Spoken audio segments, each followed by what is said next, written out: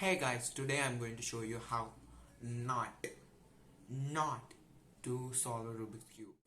Step 1. Just keep on shuffling. Just Tomorrow. just keep shuffling and shuffling and shuffling. A few moments later. Just keep shuffling and shuffling and shuffling until you get bored.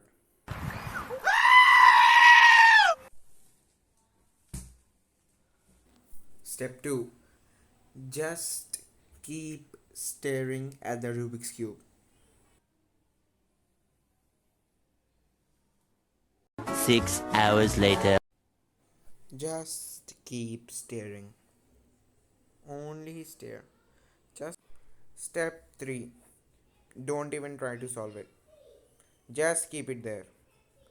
Just leave it there. Just leave it there.